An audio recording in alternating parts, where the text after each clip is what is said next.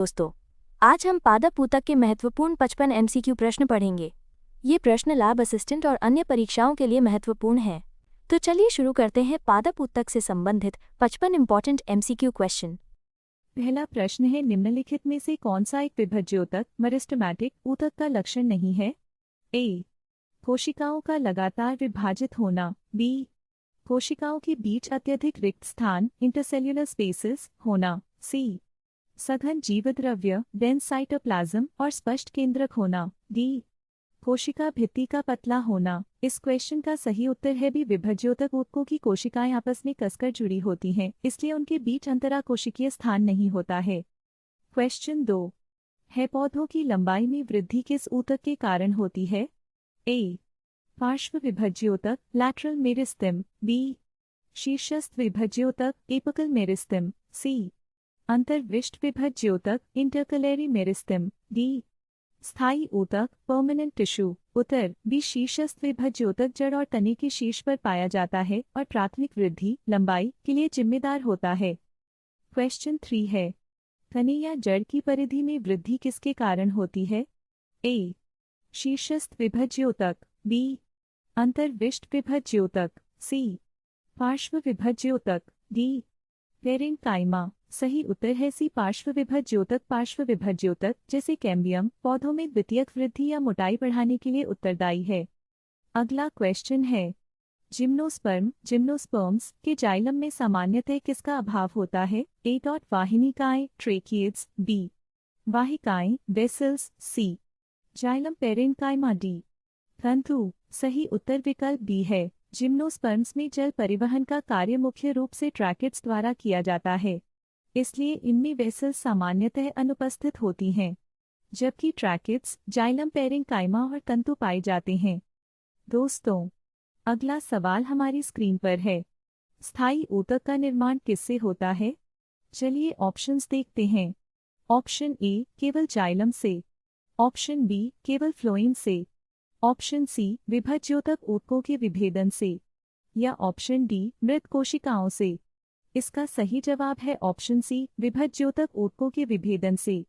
शुरुआत में पौधों में सिर्फ विभज्योतक ऊतक होते हैं जिनकी कोशिकाओं में लगातार विभाजन होने की क्षमता होती है। जब ये कोशिकाएं विभाजित होना बंद कर देती हैं और एक निश्चित रूप और कार्य ले लेती हैं तो इस प्रक्रिया को विभेदन यानी डिफरेंशिएशन कहते हैं। इसी के बाद ये स्थायी ऊतक बन जाते हैं। चलिए बढ़ते हैं हमारे अगले सवाल की तरफ।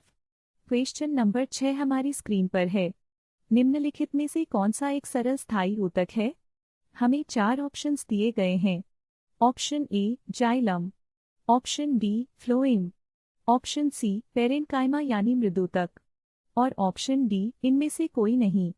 इसका सही जवाब है ऑप्शन सी पेरेन्काइमा। दोस्तों, सरल स्थायी ऊतक वो होते हैं जो सिर्फ एक ही तरह की कोशिकाओं से मिलकर बने होते हैं, जैसे पेरेन्काइमा, कोलिन्काइमा और स्क्लेरेन्काइमा, जबकि जाइलम और फ्लोएम जटिल ऊतक होते हैं क्योंकि ये एक से ज्यादा तरह की कोशिकाओं से मिलकर बनते हैं। अब आते हैं हमारे अगले महत्वपूर्ण सवाल पर। क्वेश्चन नंबर 7 है, पौधों में भोजन संचय करने वाला मुख्य ऊतक कौन सा है? ऑप्शंस को ध्यान से देखिए। Option A sclerenchyma, option B collenchyma, option C parenchyma, और ऑप्शन डी फ्लोएम। इसका सही जवाब है ऑप्शन सी पेरेन्काइमा। यहाँ ध्यान रखने वाली बात यह है कि फ्लोएम का काम भोजन को एक जगह से दूसरी जगह पहुँचाना यानी परिवहन करना होता है, जबकि पेरेन्काइमा का मुख्य काम भोजन को स्टोर यानी संचय करके रखना होता है। इसलिए ऑप्शन सी बिल्कुल सही आंसर है। चलिए देखते हैं हमारा अगला सवाल। क्वेश्चन नंबर 8 है, जिस पेरेन्काइमा ऊतक में क्लोरोफिल पाया जाता है उसे क्या कहते हैं? हमारे सामने ऑप्शंस हैं। Option A aerenchyma, option B chlorenchyma, option C sclerenchyma, और ऑप्शन डी कोर्क। इसका सही जवाब है ऑप्शन बी क्लोरेन्काइमा। इसको याद रखना बहुत ही आसान है, क्लोरोफिल के नाम से ही बना है क्लोरेन्काइमा। यह ऊतक पत्तियों में होता है और प्रकाश संश्लेषण करके भोजन बनाने में मदद करता है। चलिए अगले सवाल की तरफ बढ़ते हैं। क्वेश्चन नंबर 9 हमारी स्क्रीन पर है, जलीय पौधों को पानी में तैरने के लिए कौन सा ऊतक वायु गुहिकाएं प्रदान करता है? हमारे ऑप्शंस हैं। Option A chlorenchyma, option B collenchyma, option C aerenchyma या ऑप्शन डी स्क्लेरेंकाइमा। इसका सही जवाब है ऑप्शन सी एरेनकाइमा। दोस्तों, जलीय पौधों यानी पानी में रहने वाले पौधों में पेरेनकाइमा ऊतक के बीच में हवा की बड़ी बड़ी थैली जैसी जगह होती है, जिसे वायु गुहिकाएं या एयर कैविटी कहते हैं। हवा भरी होने के कारण यह पौधे को हल्का बनाती है और उसे पानी की सतह पर तैरने में मदद करती है। हवा यानी एयर से ही इसका नाम एरेनकाइमा पड़ा है, इसलिए ऑप्शन सी बिल्कुल सही है। अब बढ़ते हैं हमारे अगले सवाल पर। क्वेश्चन नंबर 10 हमारी स्क्रीन पर है। पौधों को लचीलापन और यांत्रिक सहायता प्रदान करने वाला ऊतक कौन सा है? हमारे ऑप्शंस हैं। Option A parenchyma, option B collenchyma यानी स्थूलकोण ऊतक, ऑप्शन सी स्क्लेरेंकाइमा या ऑप्शन डी जाइलम। इसका सही जवाब है ऑप्शन बी कोलिंकाइमा। दोस्तों, पौधों में जो लचीलापन होता है, जिसके कारण तेज हवा चलने पर भी टहनियां पत्तियां बिना टूटे आसानी से मुड़ जाती हैं, वे कोलिंकाइमा ऊतक की वजह से ही होता है। यह ऊतक पौधों को मजबूती देने के साथ साथ उन्हें फ्लेक्सिबिलिटी भी देता है, इसलिए ऑप्शन बी बिल्कुल सही आंसर है। चलिए देखते हैं हमारा अगला सवाल। क्वेश्चन नंबर 11 है। कोलिंकाइमा ऊतक की कोशिकाओं के कोने किस पदार्थ के जमाव के कारण मोटे होते हैं? हमारे सामने ऑप्शंस हैं।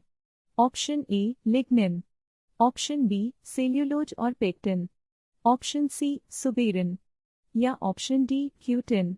इसका सही जवाब है ऑप्शन बी सेल्यूलोज और पेक्टिन। दोस्तों, कोलिंकाइमा यानी स्थूलकोण ऊतक की कोशिकाएं जीवित होती हैं, लेकिन इनकी कोशिका भित्ति यानी सेल वॉल के कोनों पर सेल्यूलोज और पेक्टिन का भारी जमाव हो जाता है। इसी जमाव के कारण इनके कोने मोटे हो जाते हैं, जो पौधों को लचीलापन और ताकत देते हैं। वहीं अगर बात करें लिग्निन की, तो वह स्क्लेरेंकाइमा ऊतक में पाया जाता है, इसलिए यहाँ ऑप्शन बी बिल्कुल सही जवाब है। चलिए बढ़ते हैं हमारे अगले महत्वपूर्ण सवाल पर। क्वेश्चन नंबर 12 हमारी स्क्रीन पर है। निम्नलिखित में से कौन सा ऊतक पौधों को कठोरता और मजबूती प्रदान करता है? हमारे ऑप्शंस हैं। Option A parenchyma, option B collenchyma, option C sclerenchyma या ऑप्शन डी एरेनकाइमा। इसका सही जवाब है ऑप्शन सी स्क्लेरेंकाइमा। दोस्तों, स्क्लेरेंकाइमा यानी दृढ़ ऊतक की कोशिकाएं मृत होती हैं और इनकी दीवारों पर लिग्निन नाम का एक बहुत मजबूत केमिकल जमा होता है, जो सीमेंट की तरह काम करता है। यही कारण है कि यह ऊतक पौधों को बहुत कठोर और मजबूत बनाता है। उदाहरण के लिए, नारियल का बाहरी छिलका इसी स्क्लेरेंकाइमा ऊतक का बना होता है, इसलिए यहाँ ऑप्शन सी बिल्कुल सही जवाब है। चलिए अगले सवाल की तरफ बढ़ते हैं। क्वेश्चन नंबर 13 हमारी स्क्रीन पर है। नारियल के रेशेदार छिलके किस ऊतक के बने होते हैं? हमारे ऑप्शंस हैं। Option A cork, option B sclerenchyma, option C parenchyma या ऑप्शन डी फ्लोएम। इसका सही जवाब है ऑप्शन बी स्क्लेरेंकाइमा। दोस्तों, जैसा कि हमने पिछले सवाल में भी बात की थी, स्क्लेरेंकाइमा यानी दृढ़ ऊतक की कोशिकाएं मृत होती हैं और बहुत कठोर होती हैं। नारियल का जो बाहरी रेशेदार हिस्सा या छिलका होता है, वह इसी ऊतक का बना होता है, जो अंदर के फल को सुरक्षा प्रदान करता है, इसलिए यहाँ ऑप्शन बी बिल्कुल सही जवाब है। क्वेश्चन नंबर 14 हमारी स्क्रीन पर है। स्क्लेरेंकाइमा ऊतक की कोशिका भित्ति किसके कारण मोटी और अभेद्य हो जाती है? हमारे ऑप्शंस दिए गए हैं। Option A pectin, option B suberin, option C lignin या ऑप्शन डी सेल्यूलोज। इसका सही जवाब है ऑप्शन सी लिग्निन। दोस्तों, स्क्लेरेंकाइमा यानी दृढ़ ऊतक की कोशिकाओं की भित्ति पर लिग्निन नाम का एक बहुत ही सख्त रासायनिक पदार्थ जमा हो जाता है। यह लिग्निन इतना मजबूत होता है कि कोशिकाओं को पूरी तरह से वाटरप्रूफ और अभेद्य बना देता है, जिसके कारण इसके अंदर पानी या हवा नहीं जा पाती। इसी वजह से यह ऊतक पौधों को इतनी ज्यादा कठोरता देता है, इसलिए यहाँ ऑप्शन सी बिल्कुल सही जवाब है। क्वेश्चन नंबर 15 हमारी स्क्रीन पर है।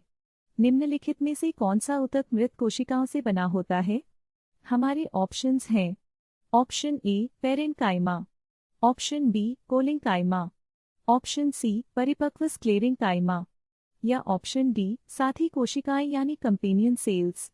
इसका सही जवाब है ऑप्शन सी परिपक्व स्क्लेरेंकाइमा। दोस्तों, पेरेनकाइमा, कोलिंकाइमा और साथी कोशिकाएं, ये तीनों जीवित कोशिकाएं होती हैं जो पौधों के रोजमर्रा के कामों में मदद करती हैं। लेकिन जब स्क्लेरेंकाइमा ऊतक पूरी तरह से परिपक्व यानी मैच्योर हो जाता है तो इसकी कोशिकाएं मृत हो जाती हैं। इनका मुख्य काम केवल पौधे को आंतरिक मजबूती और सहारा देना होता है। इसलिए यहाँ ऑप्शन सी बिल्कुल सही जवाब है। क्वेश्चन नंबर 16 हमारी स्क्रीन पर है। जटिल स्थायी ऊतक यानी कॉम्प्लेक्स परमानेंट टिश्यू का उदाहरण कौन सा है? हमारे विकल्प दिए गए हैं। ऑप्शन ए जाइलम और फ्लोएम, ऑप्शन बी पेरेन्काइमा और कोलेन्काइमा, ऑप्शन सी त्वचा यानी एपिडर्मिस, या ऑप्शन डी कोर्क। इसका सही जवाब है ऑप्शन ए जाइलम और फ्लोएम। दोस्तों, जटिल स्थायी ऊतक वे होते हैं जो एक से अधिक प्रकार की कोशिकाओं से मिलकर बने होते हैं और सभी कोशिकाएं मिलकर एक इकाई की तरह कार्य करती हैं। जाइलम पौधों में पानी और खनिजों का संवहन करता है, जबकि फ्लोएम भोजन को पत्तियों से पूरे पौधे में पहुंचाता है। पेरेन्काइमा और कोलेन्काइमा सरल स्थायी ऊतक के उदाहरण हैं क्योंकि ये केवल एक ही प्रकार की कोशिकाओं से बने होते हैं। इसलिए यहाँ ऑप्शन ए बिल्कुल सही जवाब है। क्वेश्चन नंबर 17 हमारी स्क्रीन पर है। जाइलम का मुख्य कार्य क्या है? हमारे ऑप्शंस हैं। ऑप्शन ए भोजन का परिवहन, ऑप्शन बी जल और खनिज लवणों का ऊर्ध्वाधर परिवहन, ऑप्शन सी पौधों को लचीलापन देना, या ऑप्शन डी प्रकाश संश्लेषण। इसका सही जवाब है ऑप्शन बी जल और खनिज लवणों का ऊर्ध्वाधर परिवहन। दोस्तों, जाइलम ऊतक जड़ों द्वारा सोखे गए पानी और खनिज लवणों को गुरुत्वाकर्षण के विरुद्ध पौधे के ऊपरी हिस्सों और पत्तियों तक पहुंचाने का काम करता है। यह परिवहन हमेशा नीचे से ऊपर की ओर यानी ऊर्ध्वाधर दिशा में होता है। वहीं अगर भोजन के परिवहन की बात करें तो वह काम फ्लोएम का होता है। इसलिए यहाँ ऑप्शन बी बिल्कुल सही जवाब है। क्वेश्चन नंबर 18 हमारी स्क्रीन पर है। जाइलम का कौन सा तत्व जीवित कोशिका से बना होता है? हमारे ऑप्शंस दिए गए हैं। ऑप्शन ए जाइलम वाहिकाएं यानी वेसल्स, ऑप्शन बी वाहिनिकाएं यानी ट्रेकीड्स, ऑप्शन सी जाइलम तंतु यानी जाइलम फाइबर्स, या ऑप्शन डी जाइलम पेरेन्काइमा। इसका सही जवाब है ऑप्शन डी जाइलम पेरेन्काइमा। दोस्तों, जाइलम एक जटिल स्थायी ऊतक है जो 4 अलग अलग तत्वों से मिलकर बनता है। इनमें से जाइलम वाहिकाएं, वाहिनिकाएं और जाइलम तंतु ये तीनों मृत कोशिकाएं होती हैं। पूरे जाइलम ऊतक में केवल जाइलम पेरेन्काइमा ही एकमात्र जीवित घटक है जिसका मुख्य कार्य भोजन का संचय करना और पानी के पार्श्वीय संवहन में मदद करना होता है। इसलिए यहाँ ऑप्शन डी बिल्कुल सही जवाब है। क्वेश्चन नंबर 19 हमारी स्क्रीन पर है। फ्लोएम का मुख्य कार्य क्या है? हमारे ऑप्शंस इस प्रकार हैं। ऑप्शन ए जल का संवहन, ऑप्शन बी पत्तियों से तैयार भोजन का पौधे के अन्य भागों में परिवहन, ऑप्शन सी यांत्रिक सहायता, या ऑप्शन डी अपशिष्ट का संचय। इसका सही जवाब है ऑप्शन बी पत्तियों से तैयार भोजन का पौधे के अन्य भागों में परिवहन। दोस्तों, पत्तियां प्रकाश संश्लेषण द्वारा जो भोजन बनाती हैं उसे फ्लोएम ऊतक पौधे के संचय अंगों जैसे जड़ों, फलों और बीजों तक और वृद्धि करने वाले भागों तक दोनों दिशाओं में पहुंचाता है। वहीं अगर जल के संवहन की बात करें तो वह काम जाइलम का होता है। इसलिए यहाँ ऑप्शन बी बिल्कुल सही जवाब है। क्वेश्चन नंबर 20 हमारी स्क्रीन पर है। फ्लोएम का कौन सा घटक परिपक्व होने पर केंद्रक विहीन यानी न्यूक्लियस लेस हो जाता है? हमारे सामने विकल्प हैं। ऑप्शन ए चालनी नलिका यानी सिव ट्यूब, ऑप्शन बी साथी कोशिका यानी companion cell, option C phloem parenchyma, या ऑप्शन डी फ्लोएम तंतु। इसका सही जवाब है ऑप्शन ए चालनी नलिका। दोस्तों, चालनी नलिकाएं यानी सिव ट्यूब्स फ्लोएम की मुख्य संवहनी कोशिकाएं होती हैं। जब ये परिपक्व यानी मैच्योर होती हैं तो इनका केंद्रक नष्ट हो जाता है ताकि भोजन के परिवहन के लिए नलिका के अंदर अधिक जगह मिल सके। केंद्रक न होने के कारण इनके कार्यों का नियंत्रण पास में स्थित साथी कोशिकाएं कंपेनियन सेल्स करती हैं। इसलिए यहाँ ऑप्शन ए बिल्कुल सही जवाब है। चलिए बढ़ते हैं हमारे अगले प्रश्न पर। क्वेश्चन नंबर 21 हमारी स्क्रीन पर आ चुका है। फ्लोएम का कौन सा एकमात्र तत्व मृत होता है?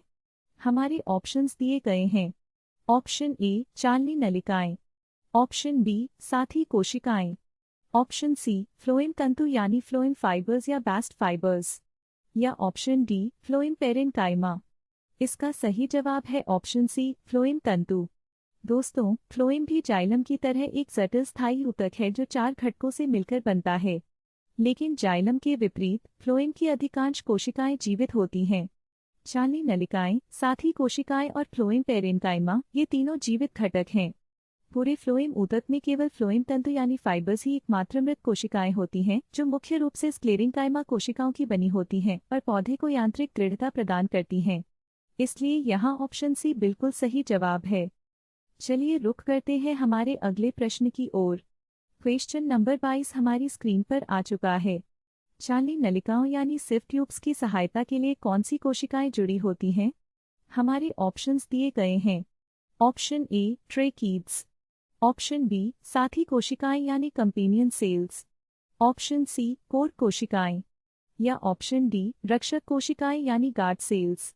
इसका सही जवाब है ऑप्शन बी साथी कोशिकाएं। दोस्तों, जैसा कि हमने पहले भी चर्चा की थी, फ्लोएम की चालनी नलिकाएं परिपक्व होने पर अपना केंद्रक यानी न्यूक्लियस खो देती हैं। इसीलिए उनके जीवन और भोजन परिवहन के कार्यों को नियंत्रित करने के लिए उनके ठीक पास में विशेष पेरेन्काइमा कोशिकाएं जुड़ी होती हैं, जिन्हें साथी कोशिकाएं या कंपेनियन सेल्स कहा जाता है। ये कोशिकाएं चालनी नलिकाओं में दाब प्रवणता बनाए रखने में भी मदद करती हैं। इसलिए यहाँ ऑप्शन बी बिल्कुल सही जवाब है। चलिए बढ़ते हैं हमारे अगले प्रश्न की ओर। क्वेश्चन नंबर 23 हमारी स्क्रीन पर आ चुका है।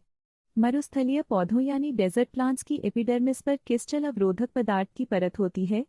हमारे ऑप्शंस दिए गए हैं। Option A suberin, option B lignin, option C cutin या ऑप्शन डी पेक्टिन। इसका सही जवाब है ऑप्शन सी क्यूटिन। दोस्तों, मरुस्थलीय क्षेत्रों में पानी की बहुत कमी होती है, इसलिए वहां के पौधों को वाष्पोत्सर्जन यानी ट्रांसपिरेशन से पानी के नुकसान को रोकना पड़ता है। इसके लिए इन पौधों की बाहरी त्वचा यानी एपिडर्मिस पर क्यूटिन नाम के एक मोम जैसे रासायनिक पदार्थ की मोटी परत पाई जाती है, जिसे क्यूटिकल कहते हैं। यह परत पूरी तरह से वाटरप्रूफ होती है, जो पानी को फालतू उड़ने से बचाती है। इसलिए यहाँ ऑप्शन सी बिल्कुल सही जवाब है। क्वेश्चन नंबर 24 हमारी स्क्रीन पर आ चुका है। जटिल ऊतक यानी कॉम्प्लेक्स टिश्यू का उदाहरण कौन सा है? हमारे विकल्प इस प्रकार हैं। Option A sclerenchyma, option B parenchyma, option C collenchyma या ऑप्शन डी संवहन ऊतक। इसका सही जवाब है ऑप्शन डी संवहन ऊतक। दोस्तों, पौधों में स्थायी ऊतक दो प्रकार के होते हैं, सरल और जटिल। पेरेन्काइमा, कोलेन्काइमा और स्क्लेरेन्काइमा सरल स्थायी ऊतक हैं, क्योंकि ये एक ही प्रकार की कोशिकाओं से बने होते हैं। जबकि जाइलम और फ्लोएम, जिन्हें हम सामूहिक रूप से संवहन ऊतक यानी वेस्कुलर टिश्यू कहते हैं, एक से अधिक प्रकार की कोशिकाओं से मिलकर बनते हैं और मिलकर एक इकाई के रूप में कार्य करते हैं। इसलिए यहाँ ऑप्शन डी बिल्कुल सही जवाब है। क्वेश्चन नंबर 25 हमारी स्क्रीन पर आ चुका है। बीजों और फलों के कठोर छिलके किसके बने होते हैं? हमारे ऑप्शंस दिए गए हैं। Option A sclerenchyma, option B parenchyma, option C collenchyma या ऑप्शन डी उपरोक्त सभी। इसका सही जवाब है ऑप्शन ए स्क्लेरेन्काइमा। दोस्तों, जैसा कि हमने पहले भी पढ़ा है, स्क्लेरेन्काइमा एक मृत और कठोर ऊतक होता है। इसकी कोशिकाओं की भित्ति में लिग्निन का जमाव होता है, जो इसे पत्थर जैसी मजबूती देता है। यही कारण है कि बादाम, अखरोट जैसे मेवों के बाहरी आवरण, नारियल के रेशेदार छिलके और विभिन्न बीजों के कड़े सुरक्षा कवच इसी स्क्लेरेन्काइमा ऊतक के बने होते हैं। इसलिए यहाँ ऑप्शन ए बिल्कुल सही उत्तर है। चलिए रुक करते हैं हमारे अगले प्रश्न की ओर। निम्नलिखित में से कौन सा एक ऊतक पौधों में स्रावी यानी सेक्रेटरी कार्य करता है? हमारे ऑप्शंस इस प्रकार हैं। ऑप्शन ए ग्रंथिल ऊतक यानी ग्लैंडुलर टिश्यू जैसे लेक्टिसिफेरस नलिकाएं, option B parenchyma, option C cork या ऑप्शन डी स्क्लेरेन्काइमा। इसका सही जवाब है ऑप्शन ए ग्रंथिल ऊतक। दोस्तों, पौधों में कुछ विशेष प्रकार के ऊतक पाए जाते हैं, जिनका मुख्य कार्य विभिन्न पदार्थों जैसे मकरंद, गोंद, रेजिन या रबर जैसी चीजों का स्राव करना होता है। इन्हें हम स्रावी या ग्रंथिल ऊतक कहते हैं। जैसे यहाँ उदाहरण में दी गई लेक्टिसिफेरस नलिकाएं पौधों में दूधिया पदार्थ यानी लेटेक्स का स्राव करती हैं। इसलिए यहाँ ऑप्शन ए बिल्कुल सही जवाब है। क्वेश्चन नंबर 27 हमारी स्क्रीन पर आ चुका है। संवहन बंडल के चारों ओर पाई जाने वाली स्क्लेरेन्काइमा कोशिकाओं की परत को क्या कहते हैं? हमारे ऑप्शंस दिए गए हैं। Option A bundle sheath, option B endodermis, option C pericycle या ऑप्शन डी कॉर्टेक्स। इसका सही जवाब है ऑप्शन ए बंडल शीथ। दोस्तों, मुख्य रूप से एकबीजपत्री पौधों यानी मोनोकोट प्लांट्स की पत्तियों और तनों में जो संवहन बंडल बैसिलर बंडल्स यानी जाइलम और फ्लोएम होते हैं, उन्हें चारों तरफ से घेरने वाली कोशिकाओं की एक सुरक्षात्मक परत पाई जाती है। जब यह परत स्क्लेरेंग काइमा कोशिकाओं से बनी होती है तो इसे हम बंडल शीथ या पोल आच्छाद कहते हैं। यह बंडल को यांत्रिक सहारा प्रदान करती है, इसलिए यहाँ ऑप्शन ए बिल्कुल सही जवाब है। क्वेश्चन नंबर 28 हमारी स्क्रीन पर आ चुका है। किस पौधे में संवहन बंडल बिखरे हुए यानी स्कैटर्ड पाए जाते हैं? हमारे ऑप्शंस इस प्रकार हैं। ऑप्शन ए सूरजमुखी के तने में, ऑप्शन बी मक्का यानी मोनोकोट के तने में, ऑप्शन सी चने के तने में, या ऑप्शन डी आम के तने में। इसका सही जवाब है ऑप्शन बी मक्का के तने में। दोस्तों, यह पौधों की आंतरिक संरचना का एक बहुत ही महत्वपूर्ण नियम है। जो द्विबीजपत्री पौधे यानी डाइकोट प्लांट्स होते हैं जैसे सूरजमुखी, चना और आम, उनके तनों में संवहन बंडल बैसिलर बंडल्स एक निश्चित रिंग या छल्ले के रूप में व्यवस्थित होते हैं। लेकिन एकबीजपत्री पौधों यानी मोनोकोट प्लांट्स जैसे मक्के के तने में ये संवहन बंडल भरण ऊतक ग्राउंड टिश्यू में पूरी तरह से बिखरे हुए अवस्था में पाए जाते हैं। इसलिए यहाँ ऑप्शन बी बिल्कुल सही जवाब है। प्रश्न संख्या 29 को देखते हैं। प्रश्न है, पौधों में वार्षिक वलय एनुअल रिंग्स की गणना करके किसकी आयु का पता लगाया जाता है और इस विज्ञान को क्या कहते हैं? इसका सही उत्तर है विकल्प बी डेंड्रोक्रोनोलॉजी। डेंड्रोक्रोनोलॉजी विज्ञान की वह शाखा है जिसके अंतर्गत पेड़ों के तने में मौजूद वार्षिक वलयों रिंग्स को गिनकर उनकी सही उम्र का पता लगाया जाता है। अन्य विकल्प भी जान लेते हैं। डेंड्रोलॉजी डेंड्रोलॉजी काष्ठीय पौधों जैसे पेड़ों और झाड़ियों का वैज्ञानिक अध्ययन। पैलियोबॉटनी पादप जीवाश्मों प्लांट फॉसिल्स का अध्ययन। इकोलॉजी इकोलॉजी जीवों और उनके पर्यावरण के बीच संबंधों का अध्ययन। चलिए बढ़ते हैं हमारे अगले प्रश्न की ओर। क्वेश्चन नंबर 30 हमारी स्क्रीन पर आ चुका है। ऑर्किड में विलामेन ऊतक कहाँ पाया जाता है? हमारे ऑप्शंस दिए गए हैं। ऑप्शन ए पुष्पों में, ऑप्शन बी पत्तियों में, ऑप्शन सी मूलों यानी जड़ों में, या ऑप्शन डी प्ररोहों में। इसका सही जवाब है ऑप्शन सी मूलों में। दोस्तों, ऑर्किड एक ऐसा पौधा है जो दूसरे पेड़ों पर उगता है जिसे हम अधिपादप एपिफाइट कहते हैं। इसकी हवा में लटकती हुई विशेष जड़ें यानी वायवीय जड़ें एरियल रूट्स होती हैं। इन जड़ों के बाहरी हिस्से पर विलामेन नाम का एक विशेष स्पंजी ऊतक पाया जाता है। इस ऊतक का मुख्य कार्य हवा में मौजूद नमी या वायुमंडलीय जलवाष्प को सोखना होता है जिससे पौधे को पानी मिलता है। इसलिए यहाँ ऑप्शन सी मूलों यानी जड़ों में बिल्कुल सही उत्तर है। चलिए हमारे अगले प्रश्न की ओर बढ़ते हैं। क्वेश्चन नंबर 31 हमारी स्क्रीन पर है। व्यापारिक कॉर्क कमर्शियल कॉर्क किससे प्राप्त होते हैं? हमारे ऑप्शंस दिए गए हैं। ऑप्शन ए जाइलम से, ऑप्शन बी फ्लोएम से, ऑप्शन सी कॉर्क कैम्बियम से, या ऑप्शन डी संवहन कैम्बियम से। इसका सही जवाब है ऑप्शन सी कॉर्क कैम्बियम से। दोस्तों, व्यापारिक कॉर्क मुख्य रूप से क्वेरकस सुगर नाम के पेड़ की छाल से निकाला जाता है। पौधे की द्वितीयक वृद्धि यानी सेकेंडरी ग्रोथ के दौरान तने के बाहरी हिस्से में कॉर्क कैम्बियम, जिसे फेलोजन भी कहते हैं, सक्रिय हो जाता है। यह बाहर की ओर नई कोशिकाएं बनाता है जो कॉर्क या फेलम में बदल जाती हैं। इन कोशिकाओं में सुबेरिन नाम का पदार्थ जमा होता है जो इन्हें वाटरप्रूफ और हल्का बनाता है। इसीलिए इनका इस्तेमाल बोतलों के ढक्कन और अन्य व्यापारिक कार्यों में किया जाता है। अतः यहाँ ऑप्शन सी बिल्कुल सही उत्तर है। क्वेश्चन नंबर 32 हमारी स्क्रीन पर आ चुका है। एक वृक्ष की आयु का पता किसके द्वारा लगाया जा सकता है? हमारे ऑप्शंस इस प्रकार हैं।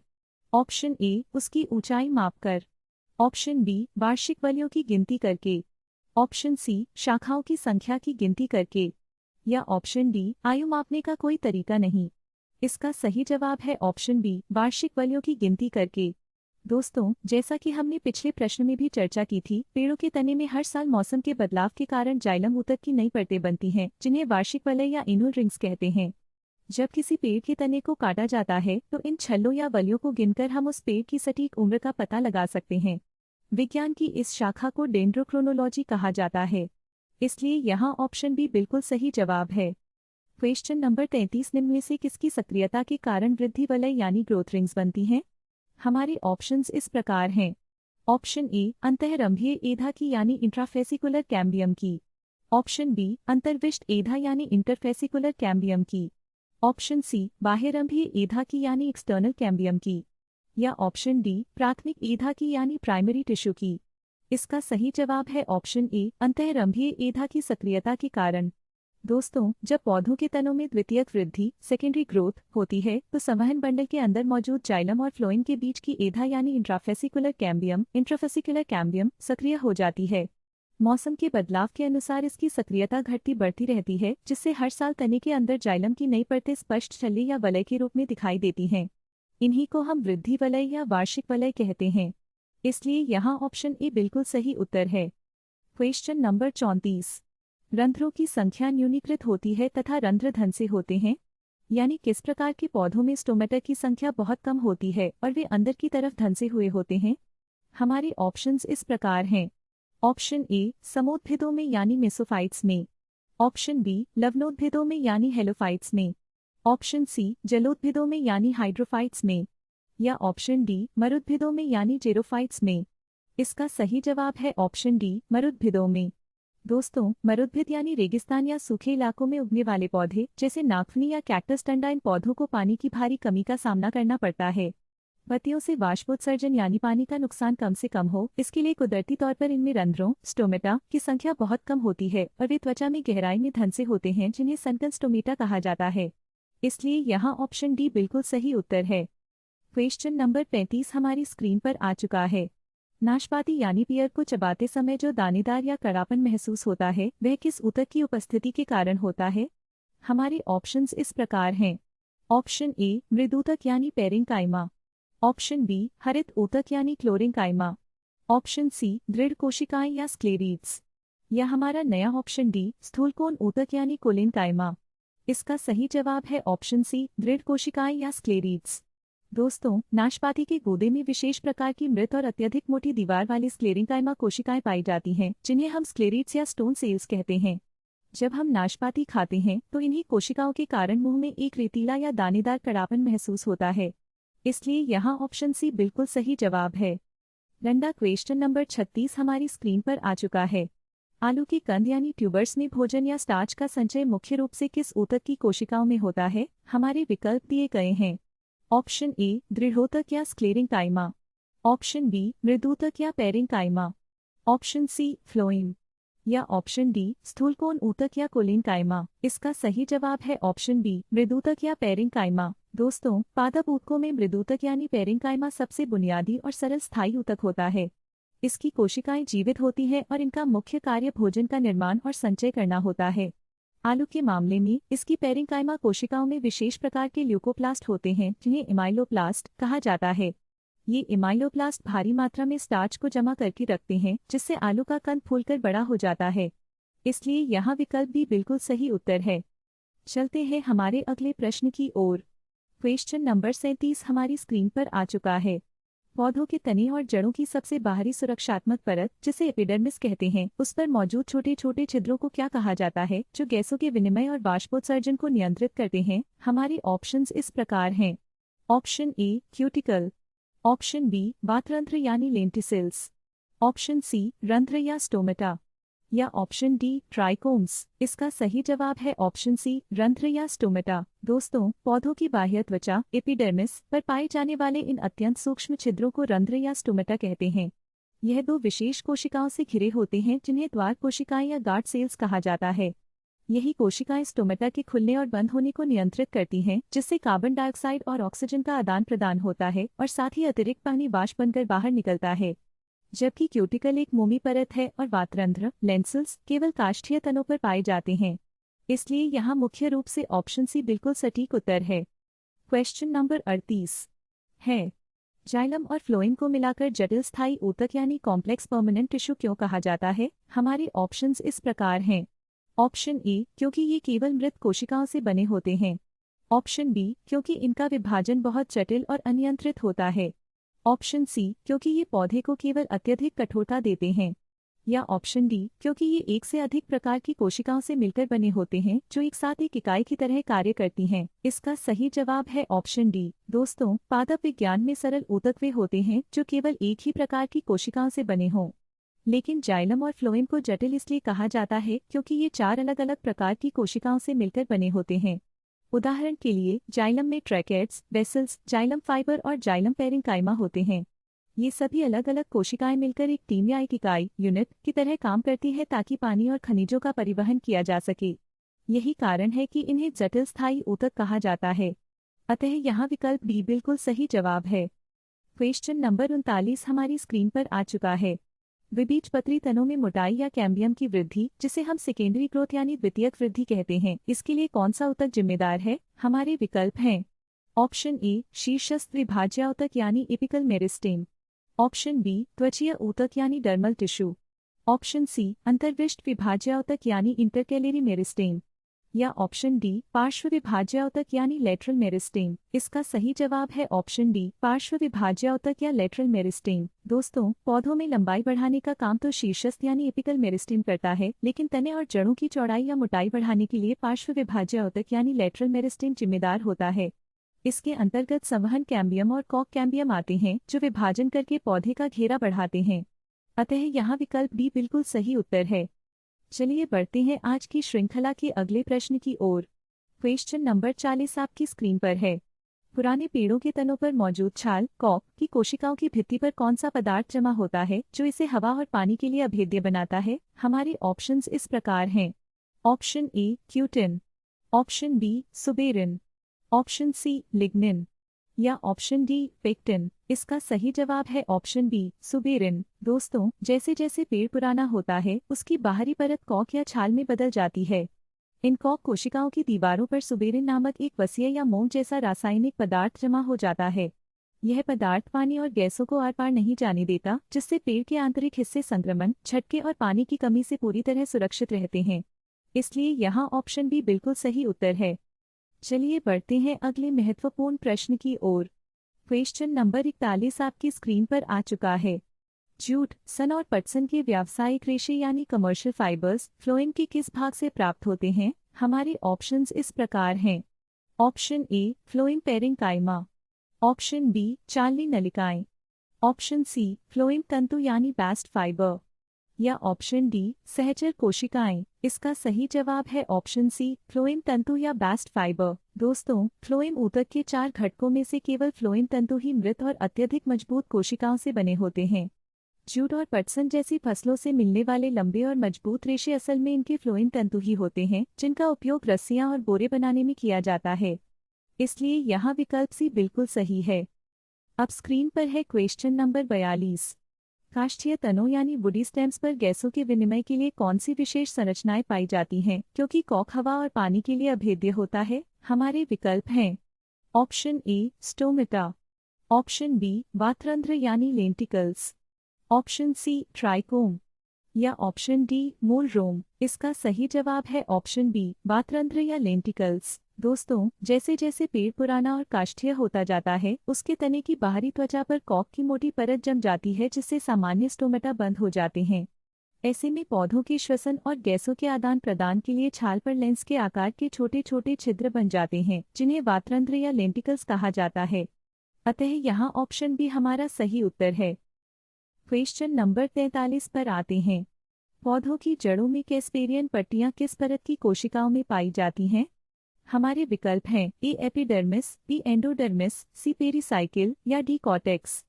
इसका बिल्कुल सही जवाब है ऑप्शन बी एंडोडर्मिस। जड़ों की एंडोडर्मिस परत की कोशिकाओं पर सुबेरिन पदार्थ जमा होकर कैस्पेरियन पट्टियां बनाता है। यह पट्टियां पानी के बहाव को नियंत्रित करने के लिए एक चेकपोस्ट या फिल्टर की तरह काम करती हैं। क्वेश्चन नंबर 44 को देखते हैं। खुले संवहन बंडल यानी ओपन वेस्कुलर बंडल से क्या तात्पर्य है? विकल्प हैं। ए जाइलम और फ्लोएम के बीच कैम्बियम उपस्थित होता है, बी कैम्बियम अनुपस्थित होता है, सी संवहन बंडल ढके नहीं होते या डी जाइलम बाहर की तरफ होता है। इसका बिल्कुल सही जवाब है ऑप्शन ए जाइलम और फ्लोएम के बीच कैम्बियम उपस्थित होता है। जब जाइलम और फ्लोएम के बीच में कैम्बियम मौजूद होता है तो उसे ओपन या खुला बंडल कहते हैं, क्योंकि यह भविष्य में द्वितीयक वृद्धि या सेकेंडरी ग्रोथ करने के लिए स्वतंत्र होता है। चलिए दोस्तों, अब नजर डालते हैं स्क्रीन पर मौजूद इस बहुत ही महत्वपूर्ण प्रश्न पर। क्वेश्चन नंबर 45 हमसे पूछ रहा है कि वह कौन सी प्रक्रिया है जिसके द्वारा एक विभाज्योतक ऊतक मेरिस्टेमेटिक टिश्यू अपने विभाजन की क्षमता खोकर एक विशिष्ट कार्य करने के लिए स्थायी रूप ले लेता है। हमारे ऑप्शंस इस प्रकार हैं। ए विभेदन डिफरेंशिएशन, बी पुनर्विभेदन रीडिफरेंशिएशन, विविभेदन डिफरेंशिएशन, डी संवर्धन। इसका बिल्कुल सही उत्तर है ऑप्शन ए विभेदन यानी डिफरेंशिएशन। इसे आसान शब्दों में समझे तो शुरुआत में मेरिस्टेमेटिक कोशिकाएं सिर्फ लगातार विभाजित होने का काम करती हैं, लेकिन एक समय ऐसा आता है जब वे विभाजन करना बंद कर देती हैं और पौधे के विकास के लिए कोई एक खास जिम्मेदारी जैसे भोजन बनाना, पानी पहुंचाना या मजबूती देना संभाल लेती हैं। कोशिकाओं के इसी तरह स्थायी रूप और आकार लेने की पूरी जैविक प्रक्रिया को हम विभेदन डिफरेंशिएशन कहते हैं, जिससे स्थायी ऊतकों परमानेंट टिश्यूज का निर्माण होता है। क्वेश्चन नंबर 46 को देखते हैं। घास की पत्तियों के मुड़ने या सिकुड़ने में कौन सी विशेष कोशिकाएं मदद करती हैं ताकि शुष्क मौसम में पानी की कमी न हो? हमारे विकल्प इस प्रकार हैं। ए गार्ड सेल्स द्वार कोशिकाएं, बी बोलिफॉर्म सेल्स स्क्लेरियड्स, डी लेंसल्स। इसका बिल्कुल सही उत्तर है ऑप्शन बी बोलिफॉर्म सेल्स। डंडा एक बीजपत्री पौधों जैसे घास की पत्तियों की ऊपरी त्वचा पर कुछ बड़ी खाली और रंगीन कोशिकाएं होती हैं जिन्हें मोटर सेल्स या बोलिफॉर्म कोशिकाएं कहते हैं। जब मौसम बहुत सूखा होता है तो इन कोशिकाओं से पानी निकल जाता है, जिससे ये ढीली पड़ जाती हैं और पत्तियां अंदर की तरफ मुड़ या सिकुड़ जाती हैं। ऐसा होने से वाष्पोत्सर्जन कम हो जाता है और पौधा पानी की कमी से बच जाता है। चलिए दोस्तों, अब देखते हैं स्क्रीन पर मौजूद इस अगले प्रश्न को। प्रश्न नंबर 47 हमसे पूछ रहा है कि द्विबीजपत्री तने यानी डाइकोट स्टेम में मज्जा, पित्त और वल्कोट कॉर्टेक्स को आपस में जोड़ने वाली पेरेंकाइमा कोशिकाओं की पट्टियों को क्या कहा जाता है? हमारे ऑप्शंस इस प्रकार हैं। A cambium ring, B medullary rays मज्जा किरणें पेरिसाइकिल, डी एंडोडर्मिस। इसका बिल्कुल सही उत्तर है ऑप्शन बी मेडुलरी रेस मज्जा किरणें। इसे थोड़ा सरल भाषा में समझे तो द्विबीजपत्री तने की आंतरिक संरचना में संवहन बंडलों वैस्कुलर बंडल्स के बीच बीच में पेरेंकाइमा कोशिकाओं से बनी कुछ पतली धारियां या पट्टियां पाई जाती हैं। ये पट्टियां केंद्र में स्थित मज्जा पित्त से शुरू होकर बाहर कॉर्टेक्स तक फैली होती हैं। इनका मुख्य कार्य तने में भोजन और पानी को रेडियल दिशा में यानी केंद्र से बाहर की ओर लैटरल कंडक्शन पहुंचाना होता है, इसलिए इन्हें मज्जा किरणें मेडुलरी रेस या पित्त रेस कहा जाता है। अब आते हैं हमारे क्वेश्चन नंबर 48 पर। सवाल है एक साथ जाइलम विन्यास जिसमें प्रोटोजाइलम बाहर की ओर और मेटाजाइलम अंदर की ओर होता है, किसका लक्षण है? हमारे ऑप्शंस इस प्रकार हैं। ऑप्शन ए स्टेम यानी तने का, ऑप्शन बी रूट यानी जड़ का, ऑप्शन सी लीफ यानी पत्ती का, या ऑप्शन डी फ्लावर यानी फूल का। इसका सही जवाब है ऑप्शन बी यानी रूट जड़ का। दोस्तों, जाइलम के विकास के आधार पर इसके दो मुख्य प्रकार होते हैं। जब जाइलम का निर्माण होता है तो पहले बनने वाले छोटे जाइलम को हम प्रोटोजाइलम कहते हैं और बाद में बनने वाले बड़े जाइलम को मेटाजाइलम कहते हैं। जड़ों रूट्स में यह विन्यास एकसारक होता है, जिसका मतलब है कि प्रोटोजाइलम हमेशा परिधि यानी बाहर की ओर रहेगा और मेटाजाइलम केंद्र यानी अंदर की ओर रहेगा। इसके ठीक विपरीत अगर हम तने स्टेम की बात करें तो वहाँ एंडार्क विन्यास होता है, जहाँ प्रोटोजाइलम अंदर की तरफ होता है। चूंकि यहाँ प्रोटोजाइलम बाहर की ओर पूछा गया है, इसलिए विकल्प भी बिल्कुल सही जवाब है। अब बढ़ते हैं हमारे अगले प्रश्न यानी क्वेश्चन नंबर 49 की तरफ। सवाल है एंडार्क जाइलम विन्यास जहाँ प्रोटोजाइलम केंद्र की ओर और मेटाजाइलम परिधि की ओर होता है, कहाँ पाया जाता है? हमारे ऑप्शंस इस प्रकार हैं। ऑप्शन ए रूट्स यानी जड़ों में, ऑप्शन बी स्टेम्स यानी तनों में, ऑप्शन सी लीव्स ओनली यानी केवल पत्तियों में, या ऑप्शन डी राइजोइड्स यानी मूलाभास में। इसका सही जवाब है ऑप्शन बी यानी तनों स्टेम्स में। दोस्तों, जैसा कि पिछले सवाल में हमने एकसारक विन्यास को समझा था, यह प्रश्न ठीक उसका विपरीत यानी उल्टा है। यहाँ बात हो रही है एंडार्क विन्यास की। इसमें जो पहले बनने वाला छोटा जाइलम होता है, जिसे हम प्रोटोजाइलम कहते हैं, वह अंदर की तरफ यानी केंद्र सेंटर/पित्त की ओर विकसित होता है। वहीं बाद में बनने वाला बड़ा जाइलम, जिसे मेटाजाइलम कहा जाता है, वह बाहर की तरफ यानी परिधि पेरिफेरी की ओर होता है। यह मुख्य रूप से पौधों के तनों स्टेम्स की विशेषता होती है, जबकि जड़ों में इसका उल्टा यानी एकसारक विन्यास मिलता है। इसलिए यहाँ पर हमारा विकल्प बी स्टेम्स तनों में बिल्कुल सही जवाब है। अब चलते हैं हमारे अगले प्रश्न यानी क्वेश्चन नंबर 50 की ओर।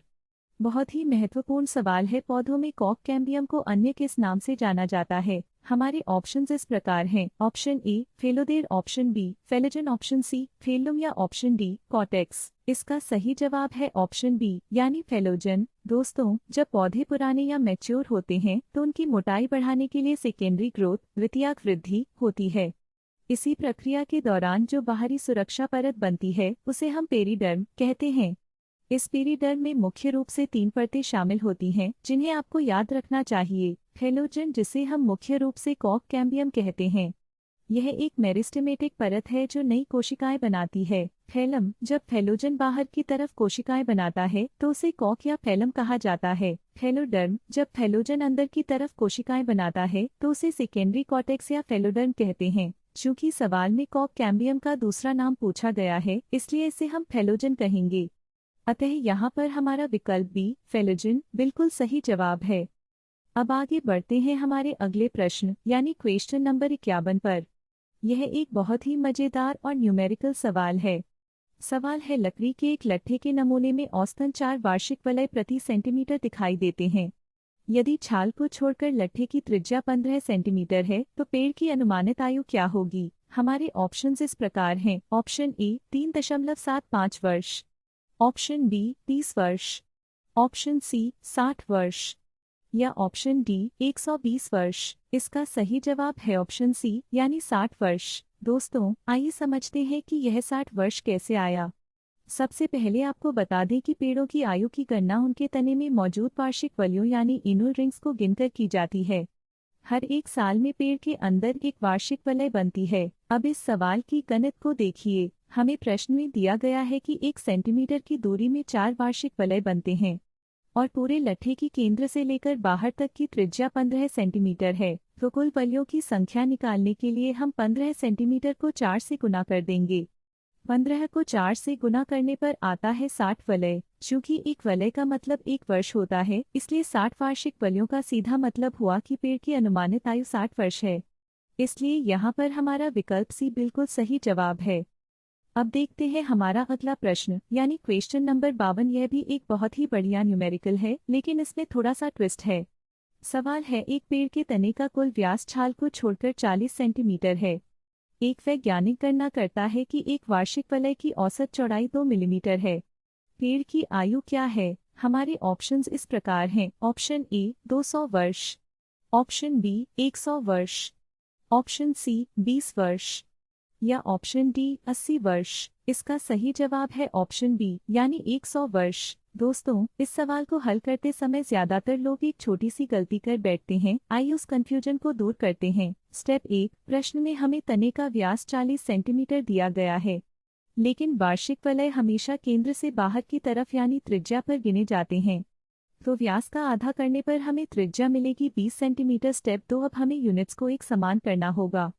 हमें एक वलय की चौड़ाई 2 मिलीमीटर दी गई है। हम जानते हैं कि 1 सेंटीमीटर में 10 मिलीमीटर होते हैं, तो 20 सेंटीमीटर की त्रिज्या को जब हम 10 से गुना करेंगे तो यह हो जाएगा 200 मिलीमीटर। स्टेप 3, अब पेड़ की आयु निकालने के लिए हम कुल त्रिज्या की लंबाई जो कि 200 मिलीमीटर है उसे एक वलय की चौड़ाई यानी 2 मिलीमीटर से भाग दे देंगे। जब हम 200 को 2 से भाग देंगे तो उत्तर आएगा 100 वर्ष। चूंकि कुल 100 वार्षिक वलय बन रहे हैं, इसलिए पेड़ की अनुमानित आयु 100 वर्ष होगी। अतः यहाँ पर हमारा विकल्प भी बिल्कुल सही जवाब है। अब देखते हैं हमारा अगला प्रश्न यानी क्वेश्चन नंबर 53। यह भी वार्षिक वलय यानी एनुअल रिंग से जुड़ा हुआ एक बहुत ही शानदार न्यूमेरिकल है। सवाल को ध्यान से समझिएगा। एक पेड़ के तने के अनुप्रस्थ काट की कुल त्रिज्या 30 सेंटीमीटर है। यदि केंद्र से पहले 50 वलय 10 सेंटीमीटर की त्रिज्या घेरते हैं तो उस आंतरिक क्षेत्र में एक एकल वार्षिक वलय की औसत चौड़ाई क्या है? हमारे ऑप्शंस इस प्रकार हैं। Option A 2 millimetre, option B 5 millimetre, option C 0.2 millimetre या ऑप्शन डी 1 मिलीमीटर। इसका सही जवाब है ऑप्शन ए यानी 2 मिलीमीटर। दोस्तों, इस सवाल में हमें पूरे तने की त्रिज्या जो कि 30 सेंटीमीटर है उससे कोई मतलब नहीं है, क्योंकि हमसे सिर्फ आंतरिक क्षेत्र की बात पूछी गई है। आइए इसकी सीधी सी गणना को समझते हैं। स्टेप 1, प्रश्न के अनुसार आंतरिक क्षेत्र की त्रिज्या 10 सेंटीमीटर है। सबसे पहले हम इस दूरी को मिलीमीटर में बदल लेते हैं, क्योंकि हमारे ऑप्शंस मिलीमीटर में हैं। हम जानते हैं कि 1 सेंटीमीटर में 10 मिलीमीटर होते हैं, तो 10 सेंटीमीटर को 10 से गुना करने पर यह हो जाएगा 100 मिलीमीटर। स्टेप 2, अब हमें पता है कि इस 100 मिलीमीटर की कुल चौड़ाई या दूरी के अंदर कुल 50 वार्षिक वलय समाये हुए हैं। स्टेप 3, तो एक अकेले वार्षिक वलय की औसत चौड़ाई निकालने के लिए हम कुल दूरी को वलयों की संख्या से भाग दे देंगे। यानी जब हम 100 मिलीमीटर को 50 से भाग देंगे तो उत्तर आएगा 2 मिलीमीटर। तो देखा आपने, कितनी आसानी से हमारा उत्तर आ गया। उस आंतरिक हिस्से में हर एक रिंग औसतन 2 मिलीमीटर चौड़ी है, इसलिए यहाँ पर हमारा विकल्प बिल्कुल सही जवाब है। अब आगे बढ़ते हैं हमारे अगले प्रश्न यानी क्वेश्चन नंबर 54 पर। यह भी एक बहुत ही बेहतरीन न्यूमेरिकल सवाल है। सवाल को ध्यान से सुनिएगा। एक पेड़ के तने के अनुप्रस्थ काट में वसंत काष्ठ के 45 स्पष्ट वलय और शरद काष्ठ के 45 वलय दिखाई देते हैं। पेड़ की अनुमानित आयु क्या है? हमारे ऑप्शंस इस प्रकार हैं। ऑप्शन ए 90 वर्ष, ऑप्शन बी 45 वर्ष, ऑप्शन सी 22.5 वर्ष या ऑप्शन डी 60 वर्ष। इसका सही जवाब है ऑप्शन बी यानी 45 वर्ष। दोस्तों, इस सवाल में अक्सर लोग दोनों संख्याओं को जोड़कर 90 वर्ष की गलती कर देते हैं, लेकिन इसके पीछे का विज्ञान बहुत सीधा है। एक पूरे साल में मौसम के बदलाव के कारण पेड़ में 2 अलग अलग तरह की लकड़ियां बनती हैं। साल के शुरुआती मौसम में वसंत काष्ठ बनती है और साल के आखिरी हिस्से में शरद काष्ठ बनती है। यह दोनों तरह की लकड़ियां मिलकर पेड़ के तने में केवल एक ही वार्षिक वलय का निर्माण करती हैं, यानी कि एक वसंत वलय और एक शरद वलय को मिलाकर कुल एक वर्ष गिना जाता है। तो अगर तने में वसंत काष्ठ के 45 वलय हैं और शरद काष्ठ के भी 45 वलय हैं, तो इसका सीधा मतलब हुआ कि वहाँ कुल मिलाकर 45 वार्षिक वलय ही बने हैं। चूंकि एक वार्षिक वलय का मतलब 1 वर्ष होता है, इसलिए पेड़ की अनुमानित आयु 45 वर्ष होगी। अतः यहाँ पर हमारा विकल्प भी बिल्कुल सही जवाब है। अब बढ़ते हैं हमारे अगले प्रश्न यानी क्वेश्चन नंबर 55 की तरफ। बहुत ही महत्वपूर्ण सवाल है। पौधों के नए तनों और पत्तियों के डंठल में लचीलापन और यांत्रिक शक्ति प्रदान करने वाला जीवित ऊतक कौन सा है? हमारे ऑप्शंस इस प्रकार हैं। ऑप्शन ए स्थूलकोण ऊतक यानी कोलिंकाइमा, ऑप्शन बी दृढ़ोतक यानी स्क्लेरेंकाइमा, ऑप्शन सी मृदूतक यानी पेरेंकाइमा या ऑप्शन डी फ्लोएम। इसका सही जवाब है ऑप्शन ए यानी स्थूलकोण ऊतक या कोलिंकाइमा। दोस्तों, पौधों में पाए जाने वाले सरल स्थायी ऊतकों में कोलिंकाइमा एक ऐसा जीवित ऊतक है जिसकी कोशिकाओं के कोनों पर सेल्यूलोज और पेक्टिन जमा होता है। इसी वजह से यह पौधों के नए और कोमल भागों जैसे पत्तियों के डंठल और नए तनों को बिना टूटे मुड़ने की क्षमता यानी लचीलापन देता है और साथ ही उन्हें मजबूती भी प्रदान करता है। अगर हम बाकी ऑप्शंस की बात करें तो स्क्लेरेंकाइमा एक मृत ऊतक होता है जो केवल कठोरता देता है और पेरेंकाइमा मुख्य रूप से भोजन स्टोर करने का काम करता है। चूंकि यहाँ लचीलापन और जीवित ऊतक पूछा गया है, इसलिए विकल्प ही बिल्कुल सही जवाब है। तो दोस्तों, इसी के साथ हमारे पादप ऊतक यानी प्लांट टिश्यू से जुड़े सभी महत्वपूर्ण प्रश्न यहीं पर समाप्त होते हैं। मैं उम्मीद करती हूँ कि आज की इस क्लास में आपको इन सभी सवालों के जवाब और उनके पीछे का विज्ञान अच्छे से समझ आ गया होगा। अगर आपको यह वीडियो मददगार लगी हो और इससे आपकी जानकारी बढ़ी हो तो इस वीडियो को लाइक और अपने दोस्तों के साथ शेयर जरूर करें। आगे भी ऐसे ही महत्वपूर्ण और ज्ञानवर्धक वीडियो देखने के लिए हमारे चैनल को सब्सक्राइब करना न भूलें। बेल आइकन को जरूर दबाएं ताकि आने वाली हर क्लास की अपडेट आपको सबसे पहले मिले। आज की क्लास में हमारे साथ जुड़ने के लिए आप सभी का बहुत बहुत धन्यवाद। मिलते हैं अगली क्लास में एक नए और शानदार टॉपिक के साथ। तब तक के लिए पढ़ते रहिए और आगे बढ़ते रहिए। नमस्कार।